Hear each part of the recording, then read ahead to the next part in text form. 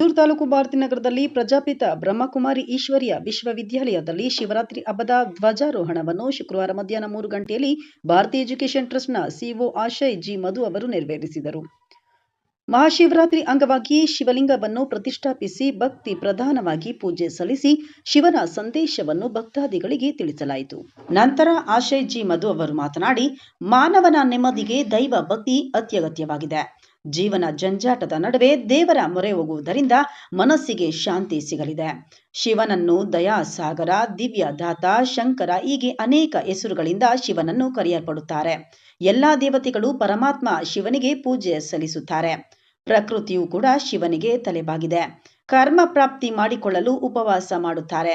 ಉಪವಾಸದ ಅರ್ಥ ಉಪ ಎಂದರೆ ಹತ್ತಿರ, ವಾಸ ಎಂದರೆ ಇರುವಂತದ್ದು. ಇದನ್ನು ಕೆಲವರು ನಾನಾ ರೀತಿಯಲ್ಲಿ ಆಚರಣೆ ಮಾಡುತ್ತಾರೆ. ಒಳ್ಳೆಯ ಮನಸ್ಸಿನಿಂದ ಶಿವನಿಗೆ ಪೂಜೆ ಸಲ್ಲಿಸಬೇಕು ಎಂದರು. ಈ ವೇಳೆ ಬಂದಂತಹ ಭಕ್ತಾದಿಗಳಿಗೆ ಪ್ರತಿಜ್ಞಾವಿಧಿ ಬೋಧಿಸಲಾಯಿತು. ನಂತರ ಭಕ್ತಾದಿಗಳಿಗೆ ಪ್ರಸಾದ ವಿನಿಯೋಗ ಜರುಗಿತು. ಇದೇ ವೇಳೆ ಭಾರತೀಯ ಎಜುಕೇಷನ್ ಟ್ರಸ್ಟ್ನ ಸಿಒ ಆಶಯ್ ಜಿ ಮಧು ಅವರನ್ನು ಅಭಿನಂದಿಸಲಾಯಿತು.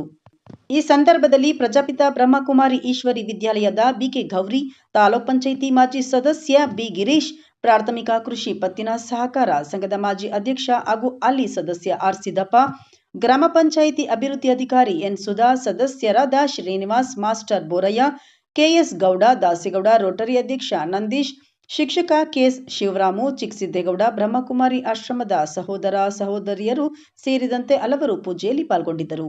4 ವರ್ಷ ತನಕ ಇತ್ತು ಬೆಡ್ ಬಗ್ಗೆ ಕೆಂಪಾಗಿ ಬರೋದು ಬೆಡ್ ಆದ್ರಿಂದ ನನಗೆ ಈ ಬ್ರಹ್ಮಕುಮಾರಿ ಬಗ್ಗೆ ಸ್ವಲ್ಪ ಆದರೂ ಒಂದು ಅರಿವಿತ್ತು.